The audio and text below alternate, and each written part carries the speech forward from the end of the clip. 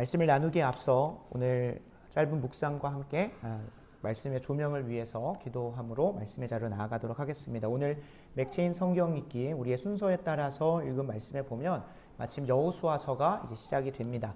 하나님께서 모세를 통하 이스라엘 백성을 광야 가운데로 이끄시고 애굽에서 나오게 하셔서 이전에 애굽의 삶을 완전히 내려놓고 가나안 땅에 들어가서 하나님의 법도대로 주님을 예배하며 살게 하시기 위해서 모세를 통하여 준비시킨 게 있고 여호수아를 통해서 그 부르심과 은사의 후회하심 없이 감당하게 하시는 사명이 있습니다. 여호수아서 1장 8절에 주님께서 이제 나아가면서 모세에게가 아니라 여호수아를 통하여서 이스라엘 백성들에게 새로운 국면을 여시는 말씀이 나옵니다. 이 율법책을 내 입에서 떠나지 말게 하며 주야로 그것을 묵상하여 그 안에 기록된 대로 다 지켜 행하라. 그리하면 네 길이 평탄하게 될 것이며 네가 형통하리라. 아멘. 아멘. 이병배 목사님을 통하여 모세와 같이 우리들에게 훈련시키신 것이 있다면 하나님에 대한 경외함, 그리고 하나님에 대한 순전함, 그리고 하나님에 대한 신실함이라고 하는 귀한 고백을 합니다. 그리고 모세를 통하여 이스라엘 백성들에게 앞으로 나아가서 어떻게 살아가야 될지에 대해서 가르쳐 주시고 일러 주셨다면 이제 여호수아를 통해서는 그것이 어떻게 우리의 현실의 삶에, 우리의 현실의 교회에, 우리가 속한 가정과 학교와 이 나라 이 민족 가운데 어떻게 펼쳐져야 되는가를 함께 고민하고 감당하게 하신다는 거예요. 무조건 동일한 원칙으로 나아갑니다. 항상 그 율법 책에 가르쳐진 대로 순종하고 지켜 행할 때에. 그리고 참 감사하게도 여호수아가 그렇게 시작되어지면서 모세와 함께 세워졌던 그 시대의 장로들과 또 리더십들이 이렇게 그에게 함께 하기로 합니다. 누구든지 당신의 명령을 거역하며 당신의 말씀을 순종하지 아니하는 자는 죽임을 당하리니 오직 강하고 담대하소서. 마침 오늘 우리 좋은 교회에 이전에 새 가족으로 또 이제 신앙의 어린아이로 오셨던 분들은 아무도 못 오셨고 오늘 이병배 목사님과 함께 지난 30여 년의 목회 여정을 함께 밟아오신 분들만 계십니다. 이 말씀을 우리에게 듣게 하시는 이유가 있으신 줄로 압니다. 바라고 원하옵기는 맥체인 성경에 연속해서 같이 함께 있는 마태복음에도 보면 예수님께서 그 사역의 시작을 알리시고 회개하라 천국이 가까이 왔다. 그리고 그가 감당하셨던 사역, 가르치고 전파하고 고치는 사역이 본격적으로 시작되어지는 곳이 오늘 마태복음 8장 9장의 영역입니다. 바라고 원하옵기는 우리 좋은 교회가 지난 30여 년간 모세와 같이 귀하게 쓰임받으셨던 이병배 목사님과 함께 하나님에 대한 경외함, 하나님에 대한 신실함, 그리고 하나님에 대한 순전함을 훈련되어져 왔다면 이제 하나님에 대한 경외와 순전함과 신실함이 우리의 삶의 현실 가운데 어떻게 깊이 뿌리 박아서 열매를 맺어야 되는지를 함께 실천하고 함께 구현하고 주께서 열매 맺게 하시는 것을 증거하기 원합니다. 그러할 때에 예수님께서 하시는 그 실천적인 사역을 통하여 사람들이 무엇이라고 고백하면 이런 권능은 하나님에게서밖에 나오지 아니하였다. 그리고 이사야서 61장도 함께 연속해서 읽는 오늘의 본문인데요. 거기서 동일하게 얘기합니다. 하나님께서 창조하시고 하나님께서 지으신 것임을 만방이 알게 하시는 은혜가 드러나게 하실 거라고 합니다. 좋은 교회가 이제 새로운 국면을 마주합니다. 그리고 이제 오는 주 바로 내일이죠. 내일부터 새벽 예배 때부터 제가 이제 매일마다 자리를 지키고 모든 공적인 예배와 공적인 기도 이걸 두 개를 구분합니다. 이 두 가지를 함께 세워갈 때에 익숙하지 않을 수 있습니다.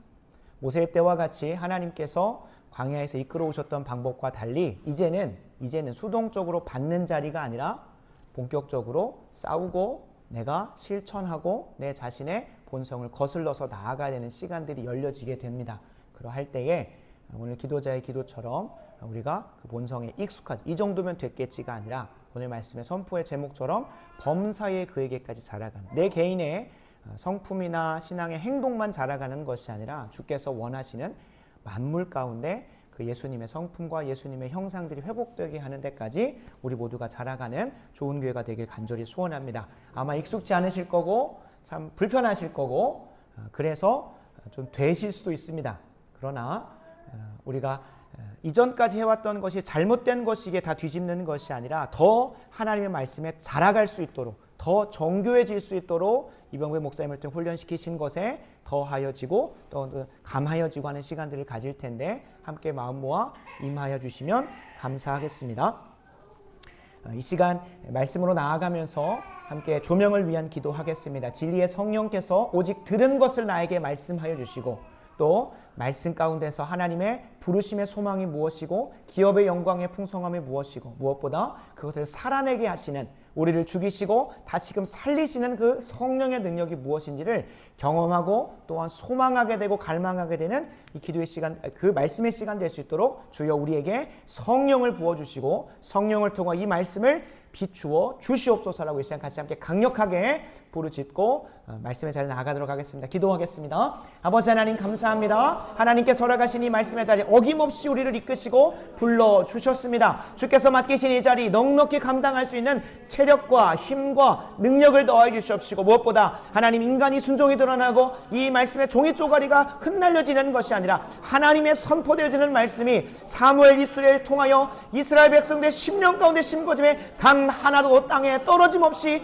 응답되어지고 열매 맺었던 것처럼 하나님 이 강단 선포된 하나님의 말씀으로 인하여 이 좋은 교회가 예수 그리스도의 통치 가운데로 나아가게 하시고 이전에 이병매 목사님을 통하여 준비하셨던 경외함과 순전함과 신실함에 더하여 이제는 삶의 실천과 순종과 열매 맺는 자리로 구체적 구현으로 나아가는 우리 좋은 교회의 그 말씀이 될 수 있도록 시작점이 있는 말씀이 될 수 있도록 주여 은혜를 내려주시고 세상으로 향하였고 다른 말씀으로 향하였던 우리의 관점이 주께로 온전히 집중되어지는 시간 될 수 있도록 성령 하나님 조명하여 주시고 성령 하나님 이끌어 주시고 성령 하나님께서 이 부족한 정 주의 지팡이로 들어 세우시사 주의 말씀을 강력하게 담대하게 선포할 수 있도록 은혜 내려 주시옵소서. 듣느니 전하느니 모두에게 동일한 성령께서 역사하시기를 소원하오며 예수님의 이름으로 간절히 기도하옵나이다.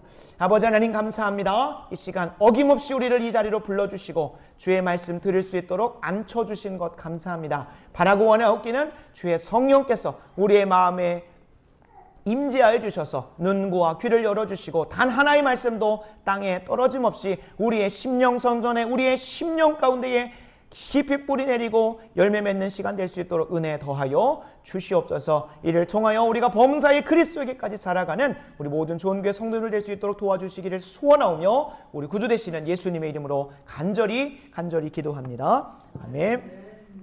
네, 오늘은 에베소서 강의 10번째입니다. 그리고 말씀의 제목은 범사의 그리스도에게까지 자라가라 라는 제목으로 하나님 말씀 증거하도록 하겠습니다. 교회는 그리스도 예수의 몸이고 그리스도 예수는 교회의 머리가 되십니다. 예수님은 교회의 머리가 되셔서 통치하십니다. 그리고 뿐만 아니라 이 교회를 통하여 온 우주 만물도 통치하시고 다스리십니다. 기독교 역사를 보면 예수님이 교회와 세상을 통치하시는 방식에 대해서는 다양한 고민들이 있었고 다양한 형태들이 등장을 했습니다. 그래서 우리가 신학적으로 이거 단어들을 정리해 보면 예수님이 교회 안에서 통치하시는 방식을 고민한 신학을 교회 정치라고 합니다. 교회 정치, 교회 안에서 어떻게 예수님의 직접적인 통치를 구현할 수 있을까? 그래서 교회 정치에 보면 다양한 교회 정치 형태들을 교회가 띱니다. 또 교회를 통하여 세상을 통치하실 때 그것을 우리가 공공신학 혹은 아브라함 카이퍼가 주장하는 단어인 영역주권이라는 단어를 씁니다. 공공신학이라고 하는 것은 교회가 세상이라고 하는 공적인 영역에서 예수님의 통치와 주권을 어떻게 드러낼 것인가를 고민해오는 신학적 움직임입니다. 그러니까 영역주권, 모든 삶의 영역 가운데 예수님의 주권이 어떻게 실현될 수 있을까를 고민하고 씨름하는 것이죠. 그래서 우리가 오늘 본문 가운데서 드러나는 것처럼 예수님의 통치, 예수님의 머리 대신에 어떻게 교회 가운데 펼쳐질까? 교회 정치, 그리고 세상 가운데 펼쳐질까? 공공신학에 대해 살필 때에 우리가 역사 속에서 보면 교회 정치 형태로 크게 세 가지가 좀 등장을 해왔습니다. 교회마다 예수님의 통치를 교회 가운데 어떻게 실현하려고 했는지 대표적으로 자신이 예수님의 대리자다, 행정적 머리라고 주장하면서 지금도 적그리스도 세력의 앞잡이 역할을 하고 있는 교황과 로마 가톨릭이 있습니다. 그들이 채택한 교회 정치 체제는 교황제입니다. 이들은 베드로를 시작으로 예수님의 통치 권세를 내가 받았기 때문에 교황이 말씀의 해석과 적용, 심지어 구체적 실천마저도 주관하고 바꾸어갈 수 있다고 주장하는 교회 정치 체제입니다. 그것을 교황제라고 하죠. 그 교황제가 한 5, 6세기부터 교계를 꽉 사로잡고 있다가 암흑기 1000년 동안 기독교의 본류를 저 지하 가운데 가둬두고 자신들이 교회다라고 자처하면서 적그리스도 세력의 앞잡이 역할을 해왔습니다. 근데 그들의 반성경적인 정치 체제, 교회 정치에 대해서, 그들의 행태에 대해서 기독교의 본류를 다시금 세상으로 드러내고자 했던 움직임이 있는데 그것을 종교개혁이라고 합니다. 종교개혁자들이 16세기에 1000년의 암흑기를 뚫고 교회 정치 체제를 바로 세우려고 움직이기 시작을 합니다. 그것이 우리가 지금 채택하고 있고 우리 교회가 속한 교단이 붙들게 된 장로교 정치라고 하는 겁니다. 그리고 이런 정치 체제도 들어보셨을 겁니다. 이와 대조를 이루지만 한 성경 안에서 우리와 일치를 이루고 있는 회중 정치라는 것도 그 당시에 16세기에 출발하여서 장로교 정치와 또 뉴잉글랜드와 영국을 기점으로 해서 세워진 회중 정치가 진행이 됩니다. 우리가 잘 알고 있는 교단으로는 침례교가 회중 정치에 소속이 되어 있고요. 그리고 뉴잉글랜드 지역이 지금의 아메리카, 미국 대륙입니다. 그래서 미국에는 장로교 정치보다도 회중 정치에 택하는 침례교가 더 많은 비율을 차지하고 있습니다. 성경을 자신들의 입맛에 맞게 적용해왔던 교황제와 달리 현 시대의 교회 정치 체제의 큰 두 산맥인 장로교 정치와 회중 정치는 그 형태가 다소 다르게 보여지지만 본질에 있어서는 동일합니다. 무엇일까요? 모두 오직 예수님만이 교회의 머리가 되시고 오직 예수님의 말씀을 통한 교회의 통치가 이루어지기를, 이 현실 교회에 실현되어지고 구현되어지기를 바라는 것에서는 일치를 이룹니다. 그래서 서로 존중하고 서로 교회로서 인정을 해줍니다. 그러나 우리는 분명히 말씀드리고 아까 말씀드렸다시피 적그리스도 세력인 가톨릭이라는 표현보다는 로마 카톨릭이 더 명확한 표현입니다. 왜냐하면 이제 사도신경 강해를 시작하면서 가톨릭이라는 표현이 얼마나 우리에게 좋은 표현이고 성경적인지를 말씀을 드릴 텐데 우리가 가톨릭입니다 라고 말을 하면 이단처럼 보여져요. 그래서 분명하게 구분해야 될 것은 로마 가톨릭과 그 교황들이 적그리스도 세력이고 이단화라는 것들을 좀 말씀을 드립니다. 그러나 그들과 달리 예수님의 통치를 교회 가운데 말씀에 근거하여 실현하고자 했던 회중 정치와 장로교 정치는 성경에 근거하여져 있습니다. 다만 어떤 차이가 등장을 하냐? 장로교 정치는 하나님이 교회 안에 세우신 질서가 있다. 그리고 그 질서 가운데 말씀을 맡은 자인 목사를 통하여 이곳에 예수님의 직접적인 통치를 실현하겠다라고 하는 것을 채택을 합니다. 그리고 회중 정치는 말씀을 통한 예수님의 통치가 목회자나 어떤 특정한 직분에게 맡겨지는 것이 아니라 회중들에게, 모든 성도들에게 위임되었다고 보고 보통 회중의 투표를 통해서 예수님의 통치를 교회 가운데 실현하는 방식을 채택해 왔습니다. 그래서 엄밀히 더 들어가 보면 모든 걸 다 투표로 정하는 것은 아닙니다만 거기에 교회론의 차이가 있다는 겁니다. 침례교와 같이 회중 정치는 개별 교회의 독립성을 좀 강조를 하는 편이고요. 우리 장로교 정치 같은 경우는 개별 교회보다도 예수님이 머리 되시는 하나의 교회 안에 모든 것이 가지처럼 연결되어 있다라고 보는 개별 교회의 독립성보다는 보편 교회, 그러니까 무언가 하나가 되어져가는 그 하나의 일치된 교회를 주장하면서 장로교 정치를 하고 그 신학적 이해 아래 교회 안에 질서를 두고 그 질서 가운데 하나님께서 직분을 세우시고 특별히 말씀을 통하여 목회자의 말씀을 통하여 통치하시겠다라고 보는 것이 장로교 정치이고요. 그렇다고 해도 침례교회 목사가 없는 것은 아닙니다. 그러나 그들의 교회론에 비추어서 좀 엄밀히 살펴보면 특정한 교회의 지도자, 다른 말로 하면 목회자가 없이도 교회는 존재할 수 있다고 봅니다. 그리고 그것이 본질적인 교회로 드러날 수도 있다고 그들은 해석합니다.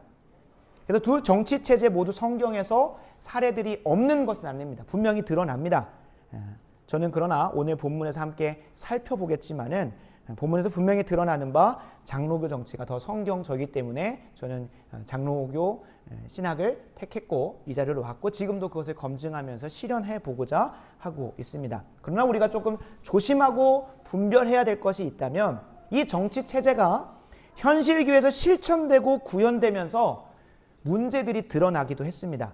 실제로 장로교에서는 목사들의 권위가 너무 높아져서 권위주의로 해서 좀 폐단을 낳기도 했습니다. 그러나 그렇다고 하여 그것은 우리가 그 말씀에 온전히 순종하여 실현하고 실천하는 데 있어서 우리의 죄성이, 우리의 연약함과 부족함이 그런 문제를 일으킨 것이지 성경이 그것을 증거하고 있지 않다고 주장하는 자들의 어폐에, 그들의 모순에 우리가 동조하는 것은 참으로 어리석은 일이라는 걸 먼저 말씀을 드립니다. 좀 이따 성경 말씀 4장 14절에 나오는 것처럼 어린아이들은 그들의 어폐와 모순에 빠져서 한국교회 현실을 비판하고 판단하고 무너지게 만드는데 앞잡이를 하고 있습니다. 우리를 두렵게 하는 것, 참된 신자들을 더 괴롭히는 것은 뒤에서 살펴보겠지만 대놓고 이단이라고 하는 이단들 때문에 교회가 무너지는 것도 아니고, 그리고 우리가 정말로 경계하고자 하는 세상의 문화가 교회 안에 들어와서 그것 때문에 교회가 무너지는 것이 아닙니다. 교회 안에 거짓 선지자들과 거짓 선생들이 이 진리와 하나님의 말씀의 진리와 세상의 것들을 교묘하게 섞고, 모습은 성경의 모습인데 양의 탈을 썼는데 천사의 광명의 천사로 다가오는데 그 안에 있는 늑대의 사단 마귀의 그 유혹에 우리가 분별하지 못하고 넘어질 때가 훨씬 많습니다. 그래서 우리가 이 장로교 정치, 그리고 우리 교회가 택하고 있고 우리 교회가 그 말씀대로 실현하고자 하는 이 교회의 모습을 결코 역사 속에 있었던 잘못된 사례들, 특수한 경험들을 가지고 보편화해서 이거는 성경적이지 않아 라고 하는 그들의 반열에 서지 않기를 간절히 소원합니다. 오늘 말씀을 함께 살펴보면서 성경과 기독교 역사가 증언하는 바 예수님이 교회의 머리가 되셔서 통치하는 방식인 장로교 정치의 토대를 살펴보고자 합니다. 에베소서 4장에서 6장은 분명히 말씀드렸다시피 하나님의 말씀이 이 현실, 교회에 어떻게 뿌리내리고 어떻게 구체적으로 드러날 수 있는지를 기록하고 있다고 말씀을 드렸습니다. 하나님의 자녀로 부름받아 예수님의 통치 가운데서 하나가 되고 세상과 구별되어질 우리 좋은 교회가 우리 삶 가운데 어떻게 그것이 구체적으로 실현되고 구현될 수 있을지를 첫 번째 발견하시고, 두 번째 발견하고 알고 끝나는 것이 아니라 우리의 순종과 실천을 통해 좋은 교회에 예수님의 통치가 바르게 임하는 것을 실현하기를 소원하고, 더 나아가서 이 땅에 교회를 두신 이유, 이 교회를 통해 세상을 통치하게 되는 예수님의 주권이 이 교회를 통하여 세상 온 만물과 영역 가운데 실현되어지는 것을 기대하고 소망하는 시간이 됐으면 좋겠는 세 가지입니다. 예수님의 통치가 우리 교회에 어떻게 실현될 수 있을지 그 토대를 발견하시고, 그 토대 가운데 우리가 순종함으로 반응하여 좋은 교회에 예수님의 통치가 임하게 하시고, 그리고 이 교회를 통하여 온 우주 만물 가운데 예수님의 통치가 임하는 것을 실현하시고 구현하시고 드러내시는 저와 여러분들에게 간절히 소원합니다. 아멘이십니까? 본문은 하나님의 자녀로 부름받은 자녀들이 예수님의 통치 안에서 한 공동체를 이루는 내용을 다루고 있습니다. 지난 시간에 이어서 계속 이어지는데요. 그리고 다음 주부터 4장 17절부터는 예수님의 통치 가운데 하나가 된 교회가 예수님의 통치를 세상 가운데 어떻게 펼쳐지는지, 공공신학 혹은 영역주권, 그리고 이것을 교회의 본질로 보면 거룩성을 통하여 어떻게 세상을 통치해 가는지를 우리가 살펴보게 될 것입니다. 그래서 그 전에 오늘 교회가 어떻게 예수님의 통치 가운데 들어갈 것인가를 잘 정리하시고 가셔야 됩니다. 주께서 교회를 통치하시는 방법으로 택하신 방법은 서두에는 장로교 정치라고 말씀을 드렸지만 그 장로교 정치가 이렇게 풀어질 수 있습니다. 교회 안에 은사대로 직분을 두시는 질서를 세우셔서 그걸 펼쳐가십니다. 다시 한번 말씀드립니다. 교회 안에 은사대로 직분을 두시는 질서를 세우셔서 장로교 정치를 펼쳐갑니다. 은사, 직분, 질서를 기억하시면 됩니다. 본문 7절입니다. 우리 각 사람에게 그리스도의 선물의 분량대로 은혜를 주셨다고 합니다. 뒤에 이어지는 내용들, 그리고 앞에 말씀드렸다시피 교회를 주께서 통치하실 때 은사를 주신다고 하셨잖아요. 그래서 이어지는 내용을 함께 살펴보면 은혜라는 표현은 구원의 은혜보다도 은사라고 읽는 것이 더 성경적으로 그리고 문맥적으로 읽어내는 겁니다. 그래서 하나님께서, 예수님께서 각 사람에게 무엇을 주신다고 하십니까? 그 선물의 분량들, 하나님께서 정하신 대로 그 분량대로 각 사람에게 은사라는 것을 주신다는 거예요. 은사를 왜 주시냐 하고 본문을 더 살펴봤더니 8절에서 10절을 보면 이전에 다윗을 통하여 예언하신 것이 이렇게 성취되는 것이야. 그게 교회야 라고 바울이 인용하여서 그 은사를 주시는 목적을 기록하고 있습니다.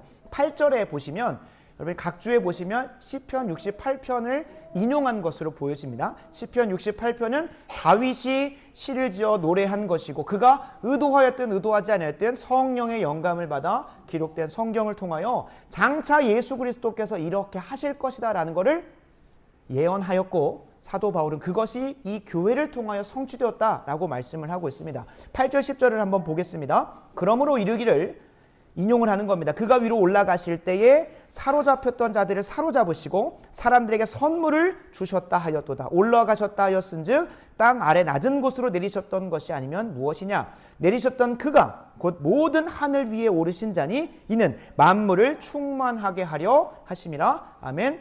아멘. 예수님에 대해서 예언하고 있는 8절 내용을 보면 다음 주부터는 여러분들이 개인 성경을 꼭 가지고 오셔야 되는 게 성경을 보다 보면 오늘 말씀처럼 오늘 말씀은 진짜 난해합니다. 난해하다고 하는 것이 그냥 내가 한글 성경으로만 읽게 되면 그리고 주석과 주해가 없게 되면 오늘 말씀 다 싹 다 읽고 또 다음번에 읽을 때 똑같이 그렇게 읽게 돼요. 한글의 방향대로. 한글 번역이 틀렸다는 것은 아니지만 원문 이 원 성경이 의도하고자 하는 말을 잘 못 살려냈습니다. 그래서 좀 이 8절부터 이어지는 14절까지는 낙서를 하시면서 보셔야 되고 다음번에 그 낙서를 보면서 읽어내야 더 은혜가 됩니다. 그래서 8절을 보면 사로잡혔던 자들을 사로잡으신다고 합니다. 이 내용은 예수님의 구원 사역을 얘기합니다. 예수님께서 하늘로 올라가셨습니다. 죽으시고 부활하시고 하늘로 승천하셨습니다. 그 승천하시는 사건을 통하여 우리가 알 수 있는 것이 무엇입니까? 두 가지를 알 수 있다는 거예요. 첫 번째, 사로잡혔던 자들을 사로잡으신다. 하나님의 입장에서 보면 이미 사로잡혀 있었던 사단 마귀의 권세를 결박하셨다라는 것을 얘기해요. 예수님께서 죽으시고 끝나셨다면 그 사망의 권세 가운데 갇혀 계셨다면 사단 마귀가 승리했다는 것을 의미합니다. 반대로 죽으시고 부활하시고 하늘로 승천하셨다는 올라가셨다는 것은 무엇을 얘기합니까? 이미 하나님의 입장에서 보면 사로잡혀 있었던 그 사단 마귀의 권세를 꽉 결박하셨다는 거예요. 또 어떤 의미가 있습니까? 승천하셔서 하나님 보좌 우편에 앉으셔서 온 우주 만물을 통치하신다. 그때에는 직접 본인이 육신을 입고 이 땅에 돌아다니시면서 가르치고 전파하고 고치시고 회복하시고 충만케 하시고 구원하시는 사역을 하는 것이 아니라 하늘 보좌 우편에서 각 사람들에게 무엇을 주심으로? 선물을 주심으로 성령을 통하여 은사를 주심으로 이 땅 가운데 교회를 세우시고 그 교회를 통하여 10절에 나오는 것처럼 만물을 충만하게 하시는 사역을 하시겠다고 하셨다는 거예요. 그래서 9절을 보면 올라가셨다 하셨은즉 땅 아래 낮은 곳으로 내린 것이 아니냐라고 하면서 올라가실 사건에 대해서 더 구체적으로 설명을 하고 있고 10절은 사로잡혔던 자들을 사로잡으신 이후에 선물을 주신 이유가 10절에 기록이 되어 있는 거예요.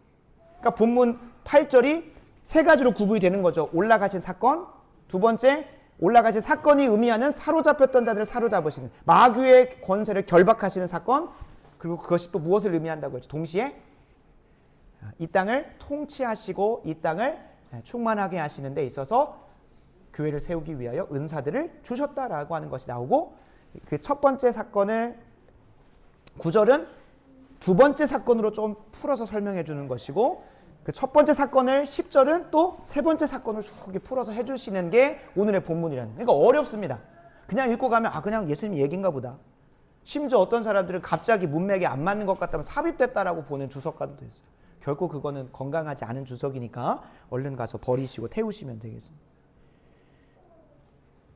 그러니까 구절을 보면 올라가셨다 했다는 것은 이미 어디 했다는 겁니다. 땅으로 내려오셔서 낮은 곳으로 내려가셨다. 이 낮은 곳이라고 하는 거 다양한 해석이 있는데 가장 성경적인 독법은 지옥 음부로 내려가셨다는 겁니다. 우리가 사도신경 강해를 하면서 몇 번째 때 나올지는 모르겠지만 예수님께서는 지옥으로 강하하셨습니다. 그걸 베드로 서에서도 분명히 증거하고 있죠. 거기 가서 예수께서 승리하셨음을 선포하시고 올라가시는 거예요. 그거 지금 9절에서 설명하고 있는 겁니다.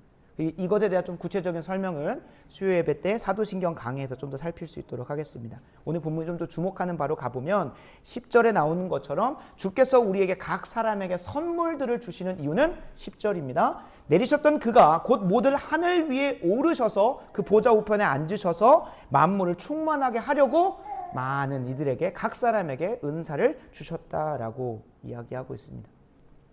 정리하면 8절에서 10절은 예수님이 사단 마귀의 권세를 결박하셨고 승천하셔서 성령을 통해 각 사람에게 주어주시는 은사로 세상의 예수님의 통치를 실현하는 것이다. 실현하고자 하셨다. 그것이 다윗을 통하여 예언되었고 지금 이 현장에서 성취되고 있다는 것을 이야기하고 있습니다. 구체적으로 성취되는 것이 이제 11절부터 이어지는 거예요. 11절을 보시면 이렇게 시작됩니다. 그가 어떤 사람은 그 주신 은사대로 사도로 세우시고 어떤 사람은 선지자로 어떤 사람은 복음 전하는 자로 어떤 사람은 목사와 교사로 삼으셨으니 이와 비슷한 내용이 로마서 12장에도 등장을 하고요. 고린도전서 12장에도 등장을 합니다. 그러나 이 다른 여타의 두 본문과 달리 오늘 본문이 주목하고 있는 것은 교회를 세우는 토대에 말씀 사역자들을 세우셨다는 것을 이야기하고 있습니다. 다른 본문에서는 집사님도 등장을 하고 다른 본문에서는 장로도 등장을 합니다. 그러나 오늘 본문은 이 5개의 직분이 지금 사도와 선지자는 사라졌지 복음 전하는 자와 목사와 교사는 있고 목사와 교사는 같은 거 그런 신학적 해석을 하라고 하는 것이 아니라 문맥이 이야기하고 있는 것은 예수님께서 온 우주 만물을 통치하시기 위해 각 사람에게 은사를 주시는데 보통 우리가 은사를 받고 나면 나를 드러내기 위해 쓰기가 바쁘단 말이에요. 그래서 예수 그리스도의 통치 아래 그들을 뭐 하시기 위하여 겸손케 하시고 그것이 교회를 충만케 하고 세상을 충만케 하는데 쓰임받게 하도록 누구를 먼저 세우셨다는 거예요? 말씀 사역자들을 세우셨다는 거예요. 그러니까 사도도 그렇고요. 선지자도 복음 전하는 자 목사와 교사가 다른 데서는 집사님도 등장, 장로도 등장을 하는데 여기서는 유독 말씀 사역자들을 등장시키고 있다는 거예요. 그들을 시작으로 하여서 12절로 이어집니다. 이 말씀 사역자들을 통하여 이는 성도를 온전하게 하여 봉사일을 하게 하며 그리스도의 몸을 세우려고 하신다. 그러니까 교회를 세우려고 하실 때 먼저 누구를 그 토대 위에 세우신다는 겁니까? 말씀 사역자들을 세우시고 그들을 통하여 그들의 말씀 사역을 통하여 성도를 온전하게 하는 것이 주님께서 교회를 세우시는 방식이라는 거예요. 이제 12절 13절 여러분 엄청 낙서를 하셔야 돼요. 왜냐하면 12절 13절을 잘못 읽어가시면 이 내용대로 성도가 온전하게 되면 그 결과 봉사일을 하게 되는구나. 봉사일을 하면 교회가 세워지는구나. 그 인과 순서대로 읽게 돼 있어요. 또 13절도 한번 보면 우리가 다 하나님의 아들을 믿는 것과 아는 일이 하나가 되면 온전한 사람을 이루겠구나. 그리고 온전한 사람을 이루면 그리스도의 장성한 분량에 충만한 데까지 이르겠구나라고 생각을 하신단 말이에요. 저도 그렇게 읽었습니다. 심지어 13절에 나오는 예수님 하나님의 아들을 믿는 것과 아는 일이 하나가 된다고 하는 거 어떻게 읽어내십니까 보통? 성경을 통하여 하나님에 대해서 안 것과 내가 믿는 걸 연결시켜야 된다고 생각을 하는데 그거는 완전히 틀린 해석 방법이라는 그렇게 읽혀요. 한글 성경만 보면 예수님의 하나님의 아들을 아는 것, 내 지식의 영역과 믿는 영역을 연결시키라는 거구나라고 보는데 전혀 그런 게 아니라는 거예요. 정리를 합니다. 13절을 세 가지로 정리를 해보면 하나님의 아들을 믿는 것과 아는 일 하나가 되는 것 동그라미 하나, 온전한 사람 하나, 그리스도의 장성한 분량에 충만한 데 이르는 것 하나. 그 세 가지가 교회가 이루어지는 세 가지의 단면이라는 거예요. 이걸 발견을 하면 교회가 잘 세워져 가고 있구나를 본다는 거예요. 그러니까 하나님의 아들을 믿는 것과 아는 일이 하나가 되는 것, 우리 성도님들이 하나의 바른 신앙 고백 위에 세워지는 것. 그것이 온전한 사람이 되는 것이고 온전한 사람이 되는 것이 또 어떤 모습이래요? 예수님의 장성한 분량에 충만한 데까지 삶의 영역에 있어서 우리가 보내어진 그 모든 곳에 있어서 뒤에 나오는 것처럼 범사에 그에게까지 자라가는 실천, 경건 이 세 가지가 그러니까 온전한 사람을 이루는 게 뭐냐? 교회가 하나의 신앙 고백, 말씀 사역을 통해 하나의 신앙 고백 위에 서는 것, 또 그대로 경건하게 실천하며 살아가는 것, 그것이 교회가 세워지는 거죠. 그 13절을 그렇게 설명하는 이유가 뭐냐? 12절에 말씀 사역을 통해 성도들 한 명 한 명이 온전하게 되는 것으로 교회가 세워지는 시작이 있다고 했잖아요. 여기서도 또 볼펜으로 낙서지를 해놔야 됩니다. 그러니까 온전하게 되는 것, 여기서는 이제 전치사들이 좀 다릅니다. 그래서 온전하게 되는 걸 통하여 이 두 가지로 갈라집니다. 그러니까 화살표로 표시를 해놓으면 좋습니다. 온전하게 되는 게 교회의 자라감에, 교회의 통치가 임하는 것인데, 그것이 어떻게 실현되냐면 온전한 사람을 이루어서 성도들이 봉사의 일을 하고 또 무엇을 하면서 그리스도의 몸을 세워간다는 거예요. 봉사의 일을 하는 것, 그리스도의 몸을 세우는 게 동시다발적으로 이루어진다는 거예요. 순서대로 정리를 하면 이 말씀의 강단에서 말씀이 선포됩니다. 그리고 그 말씀대로 성도들이 실천하고 하나의 신앙 고백 안에서 바르게 자라가는 온전한 사람을 이루므를 통하여 무엇으로 연결되어야 되는 겁니까? 그 다음 순서로 봉사의 일을 하고 그리고 그리스도의 몸을 세워가는 것으로 이어지는 것이 오늘 본문을 읽어내는 그 원어가 담아내고 있는 독법이라는 거예요. 예수님은 교회에 말씀자들을 먼저 세우시고 그리고 성도를 온전하게 하십니다.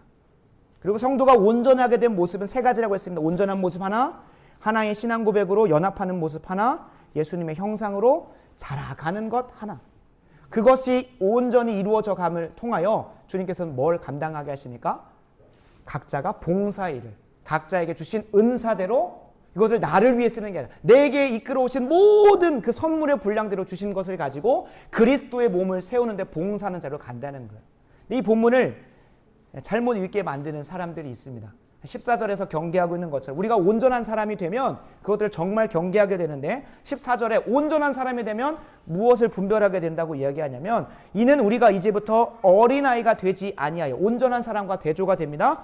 어린아이가 되지 아니하여 사람의 속임수, 간사한 유혹, 온갖 교훈의 풍조에 빌려 요동하지 않게 되는 그 수준까지 자라가면 이것들을 분명하게 분별하게 됩니다. 목회자의 말씀 사역을 통해 우리가 하나의 바른 신앙 고백과 바른 경건과 실천으로 우리 성도들이 성숙에 이르게 되면 교회 내에서 잘못 선포되고 있는 가르침도 뭐하게 됩니까? 분별하게 되고 더 나아가 우리의 삶을 둘러싸고 있는 잘못된 가르침과 문화조차도 분별하여서 어떻게 된다는 겁니까? 요동하지 않게 되는 것. 주님께서 그것을 열매로 맺기를 원하신다는 것. 그것은 소극적인 열매죠. 적극적으로는 무엇입니까? 그렇게 온전하게 된 성도들이 범사의 주님께로 자라감을 통하여 범사라고 하니까 우리 교회 안에서만이 아니라 어디서도 가정에서도 학교에서도 일터에서도 그 성숙함을 그 온전함을 그 거룩함을 드러내서 예수님의 통치가 온 영역 가운데 임하는 것을 주님께서는 기대하고 계신다는 거예요. 근데 우리 교회 안에 들어와 있는 잘못된 가르침, 어린아이들을 요동하게 만드는 가르침이 무엇이 있습니까? 제가 서두에 말씀드렸다시피 정말로 성경에 어긋나는 것들을 가르치는 이단들은 여러분이 쉽게 분별합니다. 이제는 대놓고 본인들이 이단이라고 얘기를 하니까요. 그러나 우리가 조심해야 될 것이 있습니다. 교회의 탈을 쓰고 본인들은 교회다라고 하면서 성경을 가지고 가르치지만 그 안에 조금 세상의 철학과 세상의 문화와 세상의 것들을 갖다 넣어가지고 멋진 말로 유혹하고 현혹하는 자들이 있습니다. 이단의 앞잡이 역할을 하고 있는 뉴스엔조이라고 하는 언론이 대표적으로 여러분들이 경계해야 할 언론 형태고요. 또 우리 그 언론보다 더 우리에게 가까이 다가오는 것들이 무엇이 있습니까? 유튜브 콘텐츠죠.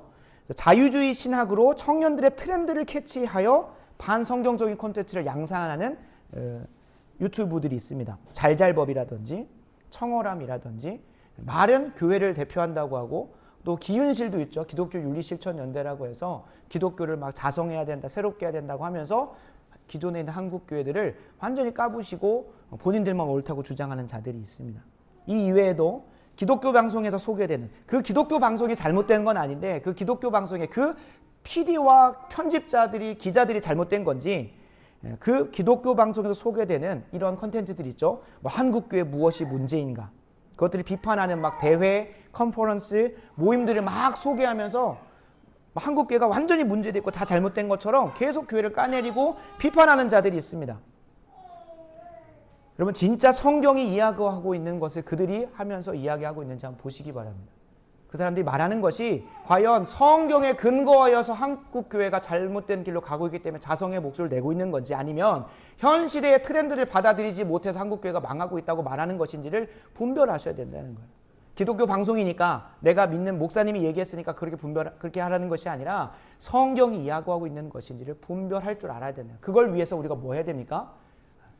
하나님께서 교회에 목사를 통하여 말씀을 가르쳐 주시고 하나의 바른 신앙 고백으로 세워주시고 그것을 경건으로 실천하게 하신다는 거예요. 오늘 본문도 정말 잘못 읽어내면 이렇게 읽을 수 있습니다. 봉사의 일을 하고 교회를 세우는 것이 11절과 12절이 잘못 연결되어지고 원어를 잘못 보면 봉사의 일을 하고 그리스도의 몸을 세우는 게 누구에게만 해당된 것으로 보입니까? 목회자에게만 허락된 거라고 생각을 할 수 있다는 거예요. 실제로 그렇게 읽는 사람들이 있습니다. 그래서 우리가 그렇게 읽진 않았더라도 우리의 신앙의 경건과 실천에서 그렇게 드러날 수 있어요. 마치 우리는 헌금을 냈다. 그러니까 목회자는 사례를 받고 있으니 그 수고한 것에 돈을 받는 목회자 혼자서 교회도 세우고 교회를 다 섬겨라 라고 하는 태도로 우리가 가고 있지 않는지 돌아봐야 된다. 근데 이것은 정말 잘못된 신학이죠. 우리에 대한 예수님의 구원과 복음과 통치는 은혜로 받는 것입니다. 우리가 수고하여 낸 돈으로 그것을 사는 것이 아니라 오직 예수님의 피값으로 사서 우리에게 은혜로 주시는 것인데 마치 내 헌금이 목회자를 먹여 살리고 있으니까 너는 이 말씀을 그렇게 읽진 않더라도 우리의 태도가 그렇게 나올 수 있다는 거예요. 봉사는 너가 해야지 교회 목회자. 너 우리가 돈 주고 있잖아. 라고 그렇게 우리의 마음이 향하고 있지 않은지 자성의 몫을 돌아봐야 되는 부분인 거예요. 또 이렇게도 읽을 수 있습니다. 최근에 저희 교회 이제 원로 목사님 추대하시고 하는 그 과정에서 사례 관련된 문제도 나왔었고 워낙 여러분들이 유튜브를 통해서 가장 많이 들리는 게 이중직이 성경적이다. 목회자가 이중직을 감당하는 것이 현실 교회에 맞다라고 하면서 주장하는 정말로 교회 내에서 이단화 같다. 아니 이단이라고밖에 말할 수밖에 없는 그런 유튜브들이 있어서 제가 최근에 또 봐가지고 이중직에 대해서 그리고 목회자 사례에 대해서도 여러분들 이 통치와 관련해서 좀 말씀을 드릴 수 있도록 하겠습니다. 목회자도 말씀의 통로로 세워졌을 뿐 그 직분을 감당하는 자리 이외에는 예수님의 통치를 받아야 하는 하나의 성도일 뿐입니다. 한국교회에서 목회자의 권위주의를 부추긴 것도 있고 그것으로 인해 많은 폐단도 있었던 것은 사실입니다. 그러나 그것으로 인하여 목회자의 직분을 없앤다든지 혹은 목회자의 그 자리를 우리가 경홀히 여겨서는 안 된다는 것을 좀 우리가 분명히 짚고 가야 됩니다. 분명히 말씀의 권위가 예수님께서 통치하시는 그 말씀의 권위가 그 통로인 목회자의 행실과 성품과 직결되는 것이기 때문에 우리가 목회자에게 그 말씀에서 허락한 권위보다 앞서는 것을 우리가 과하게 허락되어지거나 혹은 반대로 너무 축소시켜서는 안 됩니다. 로마 카톨릭의 교황과 사제에 대한 잘못, 그러니까 그 당시에 목회자라고 하는 그들에 대해서 잘못을 지적하고 성경적으로 회복하고자 했었던 칼빈이라고 하는 신학자는 이렇게 이야기합니다. 그러나 흙으로부터 난 보잘것없는 한 사람이 하나님의 이름으로 말할 때에 그가 무엇 하나 우리보다 뛰어난 것이 없다고 하더라도 그를 하나님의 사역자로 여기고 그에게 가르침 받을 만한 자세를 보이는 것은 하나님 자신을 향한 우리의 경건과 공경을 선언하는 최고의 증언이 된다는. 그러니까 우리 교회에 예수님의 통치가 임했으면 좋겠습니다. 우리 교회의 머리가 예수님이 되셨으면 좋겠습니다라는 그러한 고백을 한다고 한다면 하나님께서 오늘 말씀을 통해 분명히 증언하고 있는 바 강단에서 선포되어지는 말씀과 그 말씀의 사역사로 세운 목회자에 대해서 우리가 한국교회 좀 잘못됐던 건 추앙하거나 너무 막 이렇게 세우거나 하는 것은 잘못됐지만 칼빈이 이야기한 것처럼 하나님의 사역자로 분명히 무엇하고 공경하고 인정하는 것은 가르침 받을 만한 자세로 대하는 것은 너무나 필요하다는 거예요. 예수님의 통치의 수단으로 사용하시는 말씀의 통로인 목회자를 지나치게 숭상하는 것도 분명히 문제입니다. 그러나 반대로 경홀히 여기고 가볍게 대하는 것도 반드시 주의해야 할 부분입니다. 그리고 대부분 한국교회에서 자성의 목소리를 낼 때 대부분 문제가 되는 게 누구입니까? 대부분 성도 누가 문제 일으켰다고 해서 이슈화 되지 않습니다. 대부분 누가 무너집니까? 목회자가 무너집니다. 왜 그럴까요? 사단 마귀도 머리가 있는 놈입니다. 성도 한 명 건드는 것보다 예수 그리스도께서 통치하시기로 결정하신 수단이요 통로인 목회자 한 명 건드리면 교회 하나가 완전히 무너지는 것을 알기 때문에 목회자를 건듭니다. 그도 연약한 인간이요 흙으로 지음받은 사람이라는 것을 기억하셔서 우리 신앙의 선배들은 공적인 기도, 바로 이 예배의 자리에서 그 목회자를 세워주기 위함이 아니라 하나님께서 이 교회를 통치하시고 이 교회를 통한 세상을 통치하시는 가장 첫 번째 통로로 세우신 자가 목회자이기 때문에 목회자를 위해서 엄청 기도했어요. 이제 대학부에서 그 사역을 하면서 청년들이 강단에서 오정현 목사님을 위해서 막 기도하는 것에 대해서 너무 뭐 이상하다라고 얘기를 하는 거예요. 얼마나 잘못된 겁니까? 본인은 예수님이 교회의 머리다, 그리고 예수님의 통치 가운데 있다라고 말을 하면서 목회자를 위해서 기도하지 않는 것. 공기도에 우리가 다음 주부터 이제 주보가 바뀌고 예배 순서가 다 바뀔 텐데 무조건 있습니다. 공적인 기도의 예배 모범에 무조건 목회자를 위하여 특별 기도를 하라고 지침이 내려와져 있어요. 왜 그럴까요? 목회자 한 명이 무너지면, 목회자의 성품과 행실과 도덕적인 문제가 등장을 해버려서 하면 여러분 아실 겁니다. 목회자와 관계가 잘 세워지지 않은 성도님들은 여기서 선포되는 말씀은 하나님의 말씀 못 받습니다. 인간의 말로 들리고 판단하고 재단하게 되는. 그래서 목회자를 위해서 기도하는 것을 애썼고, 또 한 가지가 무엇이냐면 목회자의 살해 문제도 그리스도의 통치와 관련해서 접근을 해야 된다는 것. 세간에서는 목회자 살해와 관련해서 현실 교회의 현실 문제를 주장하면서 성경적이거나 신학적인 고려가 하나도 없이 이중직이 성경적이다. 왜? 사도 바울도 텐트 메이커로서 본인이 자비량으로 했기 때문에, 또 칼빈이라고 하는 신학자도 출판되어지는 출판의 인세로 자신의 생계 문제를 해결한 부분이 있기 때문에, 그리고 그 당시 16세기 수많은 개혁자들이, 그 당시에는 카톨릭 사제들은 보통 위에서 받았죠. 그냥 헌금으로 받은 게 아니라 위에서부터 받았습니다. 그냥 성직록이라고 해가지고 받았단 말이에요.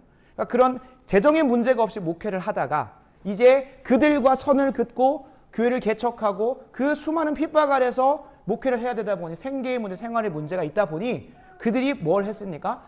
번역에 힘을 썼습니다. 그러니까 성경을 번역하는 것뿐만 아니라 살기 위해서, 생활의 문제를 해결하기 위해서 특수하고 특별한 상황 속에서 번역 작업을 통해 돈을 벌었다는 거예요. 근데 이걸 몇 개 특수한 상황을 가져와가지고 베드로도 안 했고 야고보도 안 했고 그 성경에 등장한 바울 제외하고는 아무도 그렇게 한 적이 없는데, 그거를 마치 일반적으로 보편화시켜가지고 이중직이 성경적이다라고 말하는 목회자들이 유튜브에 종종이 아니라 대부분 등장을 합니다.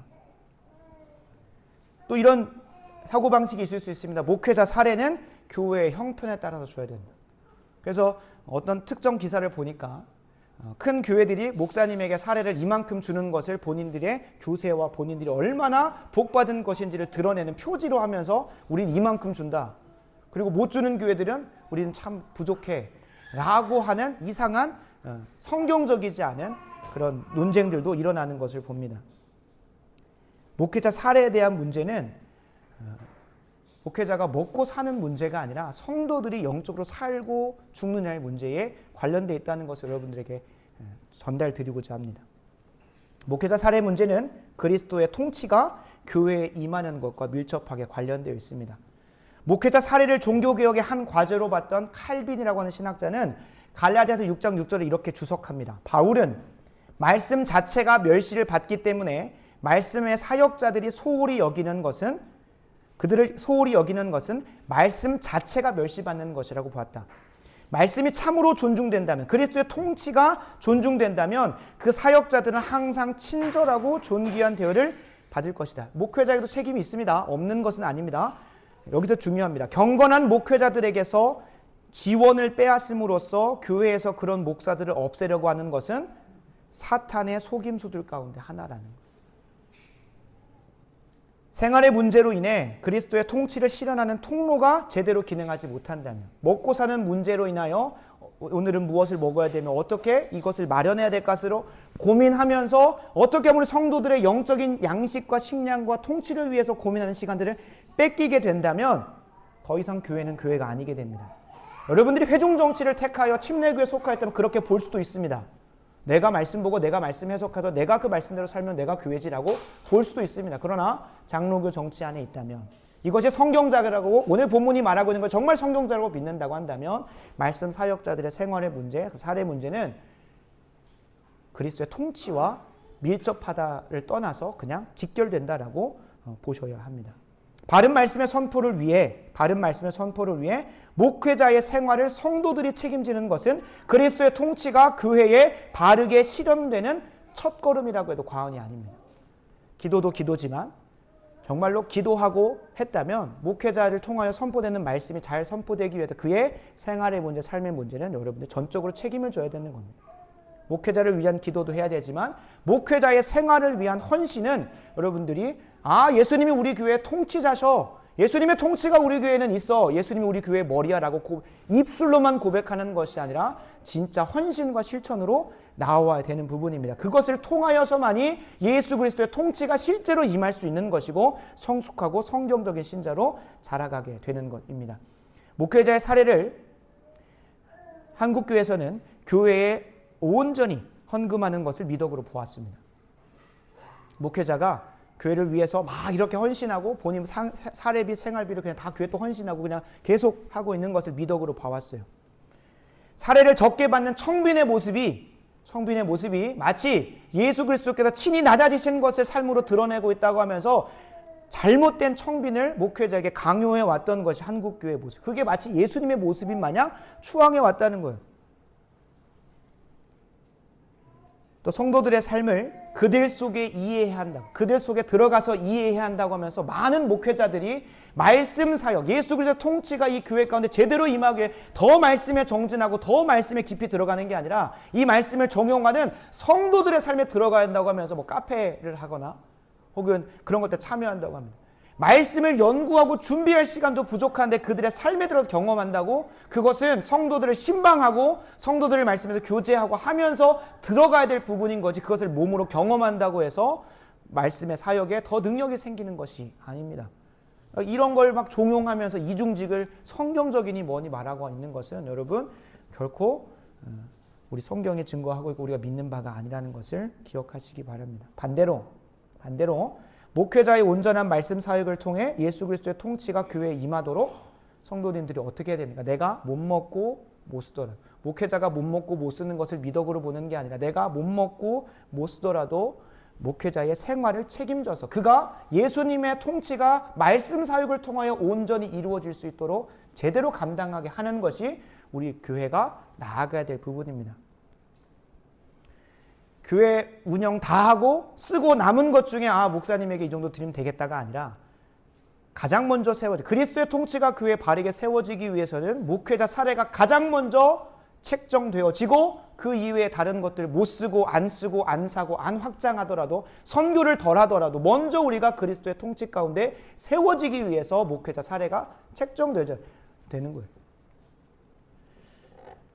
이렇게 말하고 이제 제가 적용하면서 여러분 제 목회자 사례는 이 정도 해주십시오라고 말하려고 하는 게 아닙니다. 하나님이 어느 때까지 저희 가정에게 그러한 은혜와 특별한 시간들을 허락하실지 모르겠지만 그리스도의 통치가 좋은 교회를 통하여 한국교회 그리고 한국교회를 통하여 이 대한민국과 온 열방 가운데 임하는 것에 회방되지 않고 방해가 되지 않는 선에서는 저는 좋은 교회에서 사례를 받지 않으려고 기도하고 있습니다. 제가 앞으로 절대 받지 않겠습니다라고 단언하지 않는 것은 이 은혜가 하나님께서 허락하신 시간에 끝날 수도 있는 것이고 이 은혜가 끝까지 갈 수도 있는 것이고 그건 알 수 없기 때문에 말씀에 근거하지 않은 것이기 때문에 제가 그냥 저에게 지금 주어진 특별한 은혜라고 고백하고 받지 않겠다는 겁니다. 그러나 이것이 좋은 교회가 주님 다시 오시는 그날까지 계속해서 교회로 세워져 갈 텐데 이것이 또 하나의 좋은 선례다라고 하면서 가지고 가서 모든 목회자에게 되는 잣대가 되지 않았으면 좋겠고 다른 교회를 판단하는 기준이 되지 않았으면 좋겠습니다. 바울, 칼빈, 몇몇 개혁자 목사님들과 같이 하나님께서 그들에게만 특수한 상황 가운데 특별하게 부어주신 그 소명과 사명을 보편화하여서 이것이 성경적이다고 주장하는 것들은 우리가 결코 따라가서는 안 됩니다. 우리가 반드시 기억해야 할 것은 교회에 임하는 그리스도의 통치는 말씀을 통하여 이루어집니다. 그리고 장로교 정치 안에서는 은사에 따른 직분대로 가장 먼저 다른 본문처럼 다른 은사들대로 직분을 주어진 걸 조명하지 않습니다. 오늘 본문은 계속 말씀 사역에 대해서만 집중하고 있습니다. 그 직분대로 목회자를 통해서 이루어지기에 그 통치가 온전히 임할 수 있도록 성도님들이 목회자를 위해서 강력하게 기도해 주셔야 됩니다. 저도 자신이 없습니다. 매일 새벽마다 나와서 말씀을 나누고 수요 예배, 금요 예배 어떻게 다 지켜야 될지 참 걱정은 됩니다. 그러나 감당하실 만하기에 하나님께서 또 그 시간들 지난 3개월간 이병배 목사님을 통하여 유보시켜 주셨고 또 이제 감당할 만하게 허락하실 거라고 믿고 나아갑니다.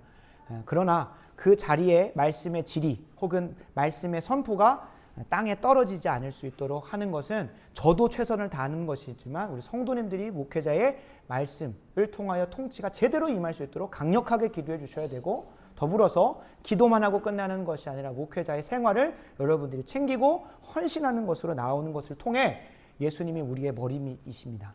예수님의 통치가 우리 교회에 임하고 있습니다라고 실제로 고백할 수 있을 것입니다. 그 통치가 온전히 임하는 것을 시작으로 하여서 주님은 15절과 16절로 나아가게 하십니다. 예수님의 장성한 분량에 충만한 데까지 자라가게 하시는데 15절 16절입니다. 구체적으로 어떻게 실천되냐면 오직 사랑 안에서 참된 것을 하여 범사에 그에게까지 자랄지라 그는 머리니 곧 그리스도라 그에게서 온몸이 각 마디를 통하여 도움을 받음으로 연결되고 결합되어 각 지체의 분량대로 역사하여 그 몸을 자라게 하며 사랑 안에서 스스로 세우느니라. 아멘. 개역개정은 이것도 찍찍 그어놓으시고 한글을 써놓으셔야 됩니다. 오직 사랑 안에서 참된 것을 하여라고 나와 있는데 원어 그리고 문맥을 더 분명하게 살펴보는 것은 어떻게 쓸 수 있냐면 사랑으로 참된 진리를 고백하여가 맞습니다. 다시 한번 말씀드립니다. 사랑 안에서 참된 것을 하여라기보다 그것은 전혀 틀린 것은 아닙니다만 그것이 더 분명하게 문맥과 성경이 말하는 것을 드러내고자 한다면 사랑으로 참된 진리를 고백하여라는 거예요. 앞에서 계속 말씀의 사역을 통하여서 한 고백, 한 신앙의 고백으로 나아가게 하는 것을 말씀을 드렸으니까 참된 진리를 고백하는 걸 통해 범사의 예수님에게까지 자라가라고 하는 것입니다. 강단에서 선포된 말씀으로 예수님의 통치에 들어가되 그것이 실제로 통치로 들어갈 때는 사람마다 하나님이 기르시고 지도하시는 속도가 있음을 기억하라는 것을 이렇게 표현한 겁니다. 우리가 범사에 그에게까지 자라가야 될 이 범사라고 하는 것은 이 교회만 예수님의 통치가 임하는 것이 아니라 10절 말미에 얘기했던 것처럼 만물 가운데 예수님의 통치가 임해야 되는데 교회 가운데 먼저 그 통치가 임하는 그 과정을 보면 그냥 고백, 여기 말씀의 강단에서 진리가 선포되고 끝나는 것이 아니라는 거예요. 참된 진리를 이 말씀 가운데서 선포되어지고 너 왜 그렇게 그 속도에 맞춰서 이 방향대로 안 가? 라고 체근하면서 가는 게 아니라 실제로 에베소 교회는 계시록 2장 초반부에 뭐라고 혼나게 됩니까? 너는 처음 사랑을 잃어버렸다라고 합니다.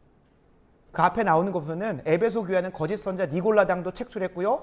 자칭 사도라는 자들을 드러내가지고 진리의 칼날로 그들을 쫓겨내기도 했어요. 그러다 보니까 너무 칼날, 이 진리라고 하는 시퍼런 칼날로 모든 성도를 재단하니까 너는 왜 이 분량에 안 잃었어? 왜 범사에 그에까지 안 자라갔어? 하면서 밀어내기 시작하는 거예요. 그래서 그 형제 사랑을 잃어버렸기 때문에 주님께서 책망하십니다.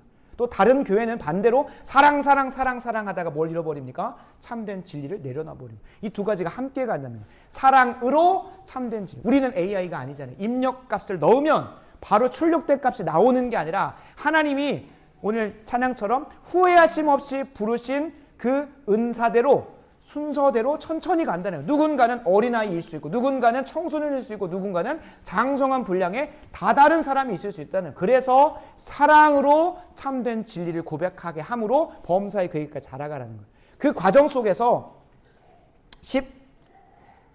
16절에 보면 어떻게 나옵니까? 각 지체의 분량대로라고 나오는 거예요. 각 지체의 분량대로. 각 지체의 속도대로 각 지체에 하나님께서 허락하신 모습은 예수님에게 자라가야 되는 겁니다. 그것은 바꾸면 안 되는데 그것을 허용해 주다 보면 예수님이 아니라 다른 존재가 등장할 수 있어요. 그러니까 진리를 타협하지 않는 선에서 사랑으로 그 사람의 속도에 맞게 맞춰서 이끌어 가줘야 한다는 겁니다. 모두의 속도가 심지어 최종적으로 예수님의 모습으로 화하여지는 그 모습이 천편일률적일 수 없습니다. 왜 그럴까요? 주님께서도 그리스도의 선물의 분량대로 주신다고 각 지체의 분량대로 결합하고 역사하고 연합하고 하나 되어져서 자라가지는 것이기 때문에 우리가 진리를 꽉 붙잡으면서도 이 강단에 선포되는 이 말씀은 결코 여러분들의 심정과 상황과 타협할 수가 없습니다. 왜냐하면 이 강단은 진리가 선포되는 것이기 때문에. 그러나 그것이 우리의 현실의 삶에 뿌리내려서 실천되어지고 실현되어질 때는 교회 안에서 무엇으로 이루어져야 됩니까? 사랑으로 가야 된다는 것입니다. 사랑으로 되어져야 한다는 것입니다.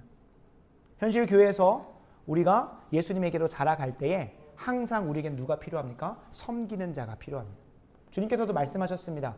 가난한 자는 항상 너희와 있을지니. 세상에서는 그 가난한 자를 없애려고 여러 가지 정책을 펴고 여러 사상과 이념으로 국가 정체성을 잡습니다. 그러나 그것은 하나님의 말씀에 어긋나는 거예요. 항상 가난한 자는 있고 항상 섬김받을 자는 있고 항상 어린아이는 있어야 됩니다. 왜 그럴까요? 먼저 된 자가 그를 섬김으로 예수님의 장성한 분량에 충만하게 자라가야 되기 때문에 그렇습니다. 하나의 신앙 고백을 가진다고 하니까 사도신경 강해를 완강하고 주기도문 강해를 완강하고 대요리문답 소리문답을 다 완강하고 성경을 백독 천독 만독을 한다 한들 그 말씀의 신앙 고백대로 경건을 실천하고 순종하지 않으면 주님의 객으로 자라갈 수도 없을 뿐더러 온전한 교회를 이룰 수도 없습니다. 우리는 이 신앙 고백대로 교회 안에서 먼저 된 자는 나중된 자를 섬기고, 그래서 각 지체의 분량이 필요합니다. 그래서 우리 교회는 못난이도 필요하고 잘난 사람도 필요한 거예요. 우리 교회는 섬김을 받아야만 하는 대상도 필요하고 섬겨야 할 사람도 필요한다는 겁니다. 모두가 다 섬기게 되면은 자라갈 수가 없는 거예요. 하나님께서 우리를 자라게 하시는 방식은 각 지체의 분량대로 못난 사람은 못난 짓을 계속 함으로 우리가 그를 사랑하게 함으로 사랑도 배우고 오래 참음도 배우고 그 용납하는 것도 배우게 하시는 거예요. 그 못난 사람 때문에 그 사람이 자라가는 겁니다. 그 사람이 없으면 우리는 그냥 정체되어 있을 뿐입니다. 뭐만 커집니까? 바리새인처럼 머리만 커져서 교만해지기밖에 안 합니다. 주님께서 16절에 나온 것처럼 각 지체의 분량들을 연합하고 결합하여 하나 되어지게 합니다. 그러나 이 한글 성경에는 그것이 처음 나오지 않지만 원어에는 뭐로 나오냐면 from him, 주님으로부터, 주님의 강단을 선포되는 말씀으로부터 시작되어지되 마지막 무엇으로? 사랑 안에서 스스로 세워진다는 것을 기억하셔야 됩니다. 진리는 타협하지 않되 우리가 그것을 삶의 실천한테는 내가 고통과 힘듦과 어려움은 감내하더라도 사랑으로 교회가 세워지고 사랑으로 그리스도의 몸이 우리가 속한 가정과 학교와 일터 가운데 세워지기 위하여 우리는 더 하나님의 사랑이 부어질 수 있도록 기도하시고 실천하여야 됨을 기억하시기 바랍니다. 이를 통하여 주님께서 우리 교회를 세우실 것이고, 그리고 이번에 금요일날 익산 고현교회 청년부 수련회를 말씀을 좀 전하고 왔는데 다 나눌 수는 없지만 그걸 거기에서 그 예배드리는 태도 때문에 말하는 건 절대 아닙니다. 그러나 우리 좋은 교회가 청년부를 전라북도에 있는 여러 청년들을 섬겨야겠구나라는 것들을 좀 생각하는 계기가 있었습니다. 그래서 우리 좋은 교회가 정말로 이 교회대로 바로 세워져서 이 전라북도에 있는 다른 교회들도 바로 세우고 또 교회가 세워짐을 통하여 그들이 속한 가정과 학교와 일터가 자연스럽게 예수님의 장성한 분량대로 자라가게 되고, 그리고 더 나아가 대한민국도 온 열방도 주님 다시 오시는 그날까지 계속 자라가는 데에 우리 좋은 교회가 그 시작점이 되기를 간절히 소원합니다. 기도하겠습니다. 아버지 하나님, 이 말씀대로 우리가 범사에 그에게까지 자라가기를 소원합니다. 참 우리의 관성과 습관, 우리의 지금까지 해왔던 태도를 내려놓고 주님 말씀이 증거하는 바 강단에서 선포되는 말씀에 온전히 순종함으로 교회 가운데 나의 삶 가운데 먼저 그리스도의 통치를 실현하게 하여 주시옵소서. 그리고 올바른 통치 가운데 세워진 좋은 교회가 전라북도에 있는 수많은 교회를 섬기게 하시고 더 나아가 대한민국도 온 열방도 예수님의 통치 가운데 들어오는데 우리 교회가 쓰임받을 수 있도록 사용하여 주시옵소서. 예수님의 이름으로 간절히 기도합니다. 아멘.